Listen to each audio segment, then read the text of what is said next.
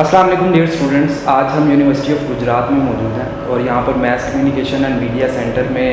ہماری آج گفتگو ہوگی اشرف اقبال، جو کہ یہاں پر ہیڈ آف ڈپارٹمنٹ ہے. اس کے علاوہ پی ایچ ڈی اسکالر ہیں اور فارن افیئرس پر، فارن پالیسی پر ان کی خاصی گہری نظر ہے. تو ڈپارٹمنٹ کے حوالے سے، فارن پالیسی کے حوالے سے، فارن افیئرس کے حوالے سے اور اس کریٹیکل سچویشن میں پاکستان کی جو اسٹریٹجک اہمیت ہے اس کے حوالے سے ہم ان سے بات کریں گے یہاں پر. تو گفتگو کا سلسلہ شروع کرتے ہیں. جی السلام علیکم سر. وعلیکم السلام. آپ کو ویلکم کرتے ہیں یہاں یونیورسٹی آف گجرات میں اور میس کمیونیکیشن میڈیا سینٹر میں آپ تشریف لائیں. سر پوچھنا یہ چاہوں گا کہ اس عمر میں جو ڈائریکٹرز میں ایک نوجوان ڈائریکٹر ہیں آپ، تو اس عمر میں آپ کو یہ اتنی جو ایڈمنسٹریٹو جاب دی گئی ہے، اس کی ذمہ داریوں سے عہدہ برا ہونے کے لیے آپ کس طرح اس کو ٹیکل کرتے ہیں؟ میں سمجھتا ہوں کہ اللہ رب العزت کی کرم نوازی ہے، اور واقعی ایسا ہے کہ جب آپ کے اوپر ایک ذمہ داری کا بوجھ آتا ہے تو اللہ آپ کو ہمت بھی دیتا ہے، حوصلہ بھی دیتا ہے. اور بعض دفعہ میں خود اس بات کو بڑے حیران کن طور پہ دیکھتا ہوں کہ شاید جو آپ کے کریئر کے آخری چند سال ہوتے ہیں اس میں آپ کو یہ موقع ملتا ہے کہ آپ کسی ڈپارٹمنٹ کو ہیڈ کریں. لیکن بہت ارلی سٹیج میں، اور یہاں پہ جب میری سلیکشن ہوئی تھی 2009 میں، نومبر میں نے جوائن کیا تھا، تو ساتھ ہی مجھے ڈپارٹمنٹ کا چارج دے دیا گیا. تو اللہ کا لاکھ لاکھ شکر ہے کہ اس وقت سے لے کر اب تک میں نے اپنی بہترین صلاحیتوں سے اور اللہ رب العزت کی کرم نوازی سے اس ڈپارٹمنٹ کو بنانے کی کوشش کی ہے. اور اس کی بہت ساری مثالیں ہمارے سامنے ہیں کہ ریڈیو اسٹیشن جو ہمارا تھا ایف ایم کیمپس وائز کے نام سے 106.6، وہ اپنی جو اس کی بالکل آغاز ہو رہا تھا، اور میں نے آ کے جب ٹیک اپ کیا تو اس کو اب کمپلیشن کے مراحل میں. اور آپ کو یہ جان کی خوشی ہوگی کہ ہماری لائیو ٹرانسمیشن آج کل جو ہے وہ ریڈیو پہ جا رہی ہیں اور ریڈیو کو بہت زیادہ پسند کیا جا رہا ہے. ہمارا دوسری جو اہم ترین کامیابی جو ہے جس کے اوپر ہم کام کر رہے ہیں وہ you O G T V ہے. اس کے لیے اب ٹی وی اسٹوڈیو ابھی ہم بنا رہے ہیں، اور پھر ہم اپنے ڈپارٹمنٹ کے اندر ایک کمپیوٹر لیب کی بہت زیادہ اشد ضرورت تھی، کیونکہ آپ جانتے ہیں کہ آج کا دور جیسے کمیونیکیشن کا اور انفارمیشن ٹیکنالوجی کا دور ہے، اس میں آپ کمپیوٹر کے بغیر جو ہے وہ اس کا تصور بھی نہیں کر سکتے. اور خاص کر میڈیا میں اس کا آپ نے دیکھا ہوگا کتنا زیادہ ہو گیا. تو اس کے اوپر آج کل کام ہو رہا ہے. آپ وزٹ کریں ہمارے کلاس روم، ہر کلاس روم کے اندر جدید ترین فیسلٹیز موجود ہیں جس میں ملٹی میڈیا ہے، اور وہ ساری چیزیں ہم نے وہاں پہ لگوائی تاکہ بچوں کو بہترین انداز کے ساتھ جو ہے جو نالج کو ڈیلیور کرنا ہے ٹیچر کے لیے بھی مسئلہ نہ رہے، اور یہ جو جدید سہولیات ہیں ان کا فائدہ اٹھایا جائے. اچھا سر، یہ آپ نے ریڈیو کا ذکر کیا، ٹی وی کا ذکر کیا، یہ آپ نے بتایا کہ جب آپ چارج لے رہے تھے تو یہ پائپ لائن میں تھی چیزیں، آپ نے اس کو آگے ڈیولپ کیا. تو اب آئندہ کے لیے آپ کا ڈپارٹمنٹ کا کیا ویژن ہے؟ کیا نئے پروگرامز آپ لانچ کرنے جا رہے ہیں یا کیا میتھڈالوجی انٹروڈیوس کروانے جا رہے ہیں؟ نہیں، دو چیزیں جو ہے جو میں جن کا ذکر کرنا بڑا ضروری سمجھتا ہوں کہ میری شروع سے خواہش ضرور تھی، اور یہاں پہ پہلے سے فورمز موجود تھے اور ویڈیو کلب اور ریڈر کلبز کے نام سے، لیکن اس کو ہم نے زیادہ ایکٹیو کرنے کی کوشش کی ہے، اور ان کا مقصد کریٹیکل تھنکنگ پیدا کرنا اسٹوڈنٹس کے اندر. ویڈیو کلب میں ہم کوئی بھی فلم جو ہے وہ لیتے ہیں اور اس کو کریٹیکل انالیسس کرتے ہیں کہ اس کا تھیم کیا ہے، اس کا ڈائریکٹر جو ہے اس کا پروفائل کیا ہے، وہ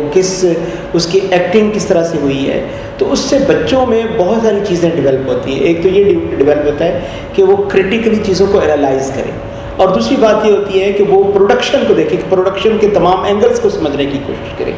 پھر ایک چیز آپ کو پتہ ہوگا کہ دیکھیں کہ جو آپ کی لاجیکل تھنکنگ ہے وہ ریڈنگ سے آتی ہے، آپ کی پڑھائی سے آتی ہے. آپ جب چیزوں کو پڑھتے ہیں تو اس کے لیے ہمارا ایک فورم ہے جس کو ہم ریڈرز کلب کہتے ہیں. تو ریڈرز کلب کے ذریعے سے ہم منتخب شدہ جو تحریر ہوتی ہے اس کو بیس بنا کے ہم وہ بچے جو ہمارے ریڈ کلبس کے اسٹوڈنٹس ہوتے ہیں وہ اس کو پڑھتے ہیں، ٹیچرز موجود ہوتے ہیں، اور بعض دفعہ ہم باہر سے جو ہے وہ لوگوں کو بلاتے ہیں، اس کے اوپر وہ ڈسکشن کرتے ہیں، اور ڈسکشن کرنے کے بعد اس سے ہمیں خاطر خواہ فائدہ ہو رہا ہے. اور جہاں پہ نصابی غیر نصابی سرگرمیوں کا تعلق ہے جو اب تک ہم نے کیے ہیں، اس میں ہم نے ایون کہ انٹرورسٹیز جو مختلف قسم کے کمپٹیشنز وہ ون کیے، جس میں ہم نے پچھلے سال دسمبر میں لاہور میں ایک انٹرورسٹی ڈرامہ کمپٹیشن ہمارے ڈپارٹمنٹ نے ون کیا. پھر جو ہے وہ ہمارے اسٹوڈنٹس سے مختلف جگہوں پہ ڈیبیٹس میں حصہ لیتے ہیں اور ان کی پرفارمنس مارولس ہوتی ہے. ہماری ڈاکومنٹریز کے جو کمپٹیشن ہے اس میں بچے حصہ لیتے ہیں. تو جو آپ فیوچر پلان کی بات کر رہے ہیں، فیوچر پلان میں ہم وی سی صاحب کی جو سجیشن ہے، اور میرا اپنا ذاتی بھی میں یہ سمجھتا ہوں کہ ہمارا ڈپارٹمنٹ کلوزلی ایسوسیٹ کرتا ہے فائن آرٹس کے ساتھ، کہ فائن آرٹس کے ساتھ مل کے ہم فلم پروڈکشن کے حوالے سے جو ہے وہ کام کریں. اور فلم پروڈکشن کا شاید ایک ہمارا سب سیکشن جو ہے ان دونوں ڈپارٹمنٹس کو کی کچھ چیزیں جو ہے ان کو ملا کے ہم جو ہے اس کے اوپر آئندہ آنے والے وقت میں کام کریں. سر یہ تو آپ نے، اور اس کے علاوہ اکیڈیمک جو پروگرام ہمارے ہیں اس میں ہم ان شاء اللہ تعالیٰ بہت نیئر فیوچر میں M Phil leading to P H D program جو ہے اس کو آغاز کر رہے ہیں. اور ورکنگ جرنلسٹ کے لیے ہم 1 year diploma in journalism and mass communication practices اس کو شروع کرنے لگے. جی سر، آپ نے پروڈکشن کے حوالے سے کافی بات کی، آپ نے اپنے فلم کلب کے بارے میں بات کی جو آپ یہاں پہ اس کو کریٹیکلی انالائز کرتے ہیں. تو ریسرچ میں جو اسی طرح کے جو اس کو کہہ لیجیے کو کریکولر ایکٹیویٹی، اس کے بارے میں ریسرچ اینڈ ڈیولپمنٹ کے بارے میں آپ ہمیں بتائیں کہ آپ یہاں پر کیا کیا کر رہے ہیں. تو ریسرچ کے حوالے سے ماشاء اللہ مجھے یہاں پہ بتاتے ہوئے خوشی محسوس ہو رہی ہے کہ ہمارے جو ٹیچرز ہیں، جو خاص کر جس میں میں نام لینا چاہوں گا زاہد بلال صاحب ہیں، سائرہ سعید ہیں، رخسانہ ریاض ہیں، یہ ہمارے جو فائزہ ہیں، یہ لوگ اتنا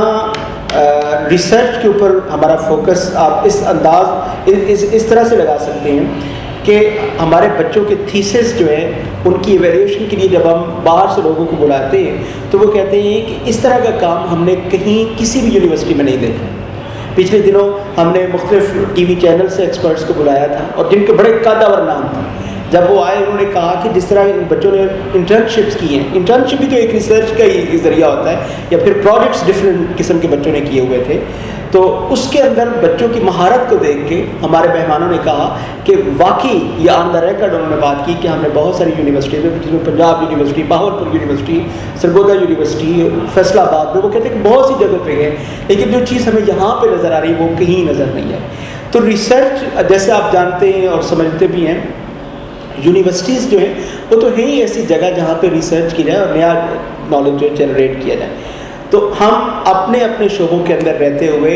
مختلف ایکسپرٹیز ہمارے ٹیچرز کی، اس میں بچوں کو وہ گائیڈ کرتے ہیں اور ان کا کام واقعی قدر کی نگاہ سے دیکھا جا رہا ہے. اور ہم اس کے لیے بچوں کے لیے جو سب سے بڑی بات ہے کہ یہاں پہ یہ یونیورسٹی شاید میں سمجھتا ہوں کہ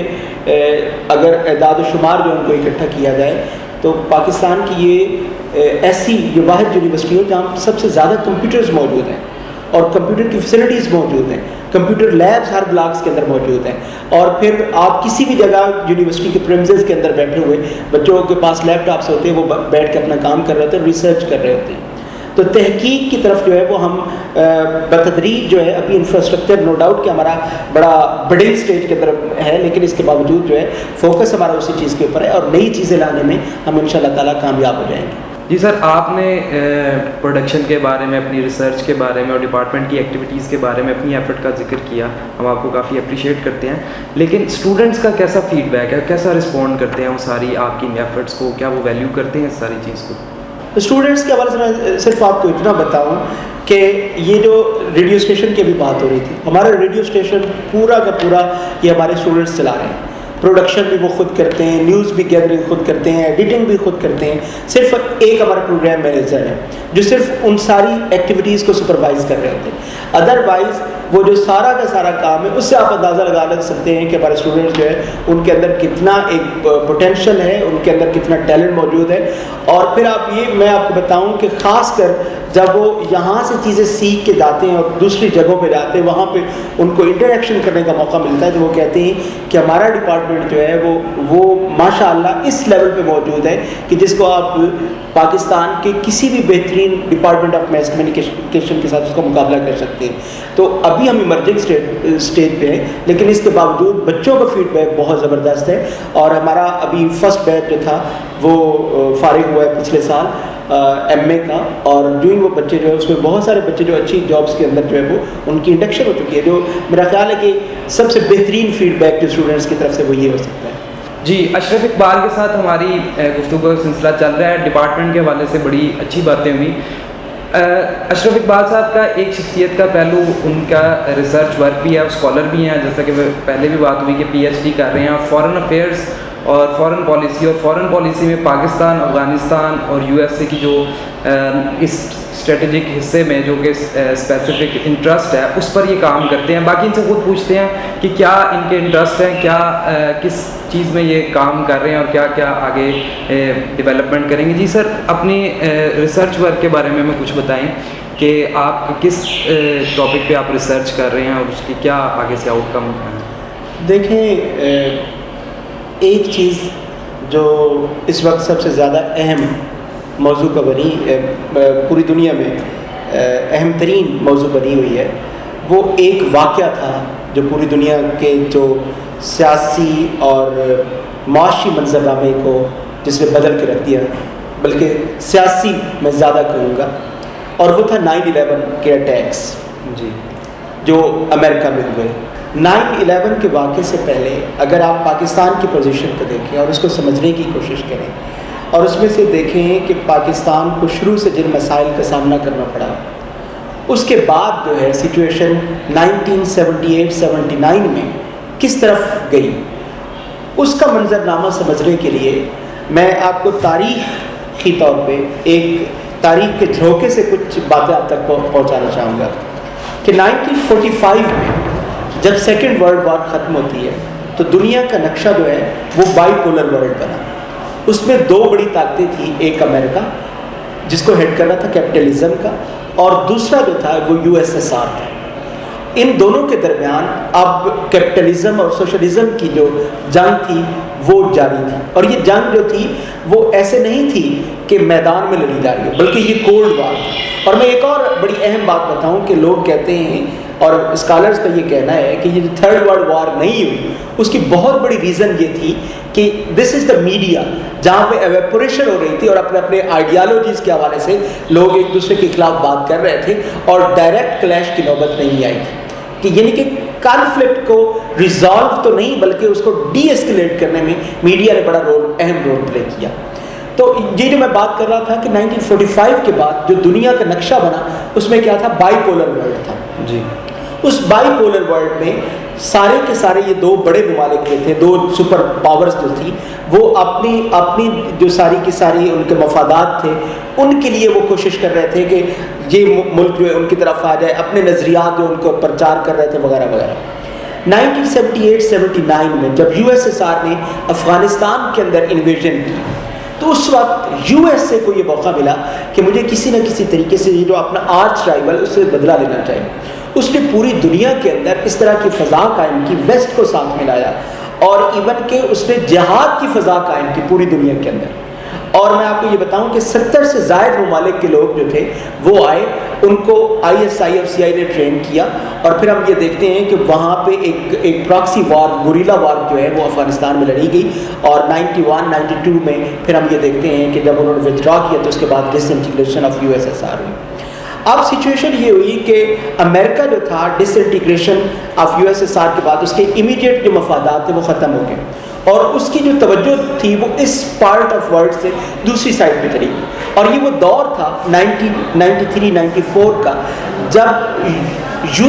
ری یونین آف جرمنی پہ بات ہو رہی. ایسٹ جرمنی اور ویسٹ جرمنی جو تھے وہ ایک دوسرے کے ساتھ جو ہے وہ یونائٹ ہو رہے تھے. 92-93 کے اندر میں یہ آپ کو بتاؤں کہ جو میڈیا کا فوکس تھا وہ ری یونین آف جرمنی کی طرف چلا گیا،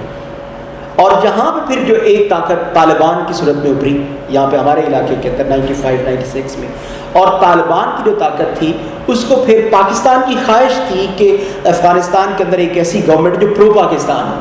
تاکہ پاکستان کو یہ جو ڈس انٹیگریشن آف USSR کے بعد یہ تاجکستان، ترکمانستان، یہ جو سینٹرل ایشین ریاستیں ہیں وہاں تک رسائی ہو. اور یہ پورا یہ جو آپ کی موٹر وے ہے کراچی سے لے کے اور سارا اس کو بنانے کا مقصد یہ تھا کہ اس کو جو ٹریڈ کے لیے جو استعمال کیا جائے اور پاکستان اس سے زیادہ سے زیادہ فائدہ اٹھائے. تو طالبان کی گورنمنٹ کو پاکستان نے جو سپورٹ کیا، اور 95% ایریا جو تھا افغانستان کا اس کے اوپر طالبان کا کنٹرول ہوا. دنیا نہیں مان رہی تھی. دنیا میں 3 ممالک ایسے تھے، یونائٹڈ عرب ایمریٹس، سعودی عربیہ اور پاکستان، جنہوں نے ان کی اس کو ریکگنائز کیا تھا. لیکن بعد میں ہم یہ دیکھتے ہیں کہ معاملات جو وہ گھمبیر ہوتے گئے، جب اسامہ بن لادن وہاں پہ موجود تھے، امریکہ کا پریشر آیا اور خاص کر 9/11 کے بعد پاکستان جو ہے اس سے یہ بات کی گئی کہ آپ جو ہے وہ طالبان کو جو ہے وہ اس طرح سے راضی کریں کہ اسامہ بن لادن کو دیں اور یا پھر جو ہے وہ جنگ کے لیے تیار ہو جائے. اور پھر آپ نے دیکھا کہ پاکستان کی جو فارن پالیسی ہے اس میں یو ٹرن آیا. تو میری جو سب سے بڑا جو کویشچن تھا جس وجہ سے میں نے اس کے اوپر جو وہ کام کرنا شروع کیا کہ خاص کر ہمارے یہ جو بیکورڈ کنٹریز ہیں یا پھر تھوڑی سی ویکر نیشنز ہیں جس کے اوپر اگر پریشر آتا ہے تو اس کو ابزارب کیوں نہیں کر پاتی ہے, وہ اپنی فارن پالیسی کے اندر یو ٹرن جو وہ کیوں لیتی ہے. اور جو سب سے بڑی مثال ہماری یہاں پہ تھی کہ ہم we were advocating Taliban, we were in their favour, لیکن 9/11 کے اس واقعے کے بعد فوراً ایک کال کے اوپر ہماری پالیسی جو تبدیل ہو. ہمارے پاس آپشنز موجود ہونے چاہیے ہمارے لوگوں کے پاس, ہماری ویکر نیشنز کے پاس, اور یہی وہ ریزن تھی جس کے اوپر میں کام کر رہا ہوں اور اس کو دیکھنے کی کوشش کر رہا ہوں. تیسری چیز جو سب سے اہم بات ہے جس کو ہمیں سمجھنے کی ضرورت ہے کہ USA کس طرح سے دوسرے ممالک کے افیئرس کے اندر انٹرفیئر کرتا ہے. دیکھیں ریلیشنز پاکستان اور افغانستان کے تھے, لیکن وہ کس تھرڈ کنٹری کی وجہ سے وہ ان پہ ایفیکٹ ہو رہا ہے. جب USA کے فیور میں تھا تو پاکستان اور افغانستان کی ریلیشن اور ان کی گورنمنٹ کے ریلیشنز جو تھے وہ اور طرح کے تھے, ان کی اسپیشیز اور ان کے آبجیکٹیوز کے مطابق تھے. لیکن جب ہم دیکھتے ہیں کہ 9/11 کے بعد وہ کہتے ہیں کہ یہ ان کی ریلیشنز کو اب ریورس ہونا چاہیے, تو ایک دم ریورس ہو جاتے ہیں. تو ان ساری چیزوں کو ہم جو ہے وہ دیکھنے کی کوشش کریں, اور زیادہ میری ریسرچ اسی کے اوپر بیس کر رہی ہے. اور سب سے بڑی اہم جو چیز کہ میڈیا جو ہے وہ اپنی فارن پالیسی جو کسی بھی ملک کی ہوتی ہے اس کو کتنا سپورٹ کرتا ہے, کیونکہ اس طرح کی بہت ساری ریسرچز موجود ہیں کہ بعض دفعہ کسی ایشو کے اوپر کسی بھی ملک کا میڈیا جو ہے اپنے ملک کو سپورٹ کر رہا ہوتا ہے اور بعض دفعہ جو وہ سپورٹ نہیں کر رہا ہوتا. تو ونس اگین یہ ایک ایسا موقع تھا, ایک ایسا ایشو تھا جس کے اوپر دیکھا جائے کہ کیا پاکستانی میڈیا اور جو امریکہ کا میڈیا ہے وہ اپنے جو رسپیکٹیو کنٹریز ہیں ان کی foreign policy Pak Afghan relations کے حوالے سے اس کے اوپر جو ان کی پوزیشنز جو وہ کیا رہی ہے بیفور 9/11 اور آفٹر 9/11. اور ایک چیز میں اور آپ کو بتاؤں, خاص کر امریکہ کے حوالے سے بتاؤں کہ امریکہ کا میڈیا جو ہے وہ یہ بہت ساری ریسرچز جو ہے اس سے ثابت ہو چکا ہے کہ وہ اپنی جو ان کا جو نیشنل ایجنڈا ہوتا ہے, جو ان کا جو قومی ایجنڈا ہوتا ہے اس کو بہت زیادہ سپورٹ کر رہا ہوتا ہے. اور اس کی ایگزامپل میں آپ کو اس طرح سے دوں کہ یہ جو ابھی میں بات کر رہا تھا کہ انویژن آف USSR ان افغانستان, اس کے اوپر کیا ہوا تھا کہ بالکل اسی وقت ایک چھوٹا سا ملک ہے گرینیڈا جس کے اوپر USA نے بھی اسٹرائک کی تھی. اچھا. لیکن اس اسٹرائک کو کسی ویسٹ کے اخبار نے, ویسٹ کے میڈیا نے کنڈیم نہیں کیا. اور خاص کر یہ جو اتنے سینکڑوں کی تعداد میں USA کے نیوز پیپرز ہیں اس میں سے صرف چند جو نیوز پیپرز ہیں انہوں نے ایڈیٹوریلز لکھے اپنے ملک کے ایگریشن کے خلاف, جس سے آپ اندازہ لگا سکتے ہیں کہ کتنا رسپانسو ہے اور رسپانسبل ان کا میڈیا ہے اور اپنے ایک نیشنل کاز کو کس انداز کے ساتھ آگے بڑھانے میں اپنا اہم رول پلے کرتا ہے. اس میں 3 چیزیں یہاں پہ میں بتانا آپ کے لیے بڑا ضروری سمجھتا ہوں, لابی, تھنک ٹینک اور ایکشن. لابی کیا ہوتی ہے, اس سوچ کو کہتے ہیں جو پروان چڑھتی ہے اور جس کو کافی ریسرچ کے بعد جو ہے وہ کسی بھی ملک کے اندر آتی ہے. جیسے ہمارے یہاں انلائٹن ماڈریشن کی ایک لابی چلی, اسی طرح سے لابی کے بعد آتا ہے تھنک ٹینک. تھنک ٹینکس کا کام یہ ہوتا ہے کہ وہ جو سوچ ہے اس کو کیسے عملی طور پہ عملی جامہ کیسے پہنایا جائے, کیا اسٹریٹجیز کیسے وضع کی جائیں, کیسے ڈیوائز کی جائیں, کیا اقدامات لیے جائیں کہ وہ سوچ جو اس کے مطابق ہم اپنے آبجیکٹیوز کو حاصل کر سکیں. اور ایکشن کا مطلب یہ ہوتا ہے کہ ایکچولی ان کو لاگو کر دینا. اور جب ان کو لاگو کیا جاتا ہے تو اس میں سب سے زیادہ جو اہم چیز ہے لابی کو ایکشن کے اندر لانے میں, اس میں بڑا جو اہم فیکٹر ہوتا ہے وہ میڈیا کو کیسے کنٹرول کرنا ہے اور میڈیا کو کیسے استعمال کرنا ہے. تو یہ میں آپ کو یہ بتاؤں کہ جو امریکہ کی اور بہت ساری ریزنز ہوں گی دنیا میں سپر پاور ہونے کی, لیکن سب سے بڑی ریزن اور جو میرے نزدیک جو مؤثر ریزن ہو سکتی ہے وہ یہ ہے کہ انہوں نے اپنے کمیونیکیشن چینلز کو بڑے افیکٹولی یوز کیا. دیکھیں 9/11 کے فوراً بعد حالانکہ انہوں نے سٹرائک کیا عراق کے اوپر, اور عراق کے اوپر انہوں نے ایک پوری کمپین لانچ کی کہ ویپنز آف میس ڈسٹرکشن وہاں پہ موجود ہے, لیکن ہم دیکھتے ہیں کہ ویپنز آف میس ڈسٹرکشن وہاں پہ موجود نہیں تھے. لیکن دنیا کو انہوں نے دیکھے کہ کس انداز کے ساتھ کنونس کیا. اب افغانستان ایک ایسا ملک تھا جس کی خود مختاری کی بات ہو رہی تھی, کوئی آپ کے پاس واضح ثبوت موجود نہیں تھا کہ یہ لوگ جو 9/11 کے اندر موجود ہیں, لیکن دنیا کو وہ قائل کرنے میں کامیاب ہو گئے کہ نہیں جی وار آن ٹیررزم جو ہے وہ بڑی ضروری ہے, اور اگر آپ نے ایسا نہ کیا جی تو پوری دنیا کے امن کے لیے خطرہ ہے. تو یہ چیزیں ان کے اوپر ہمیں دیکھنے کی ضرورت ہے اور سمجھنے کی ضرورت ہے.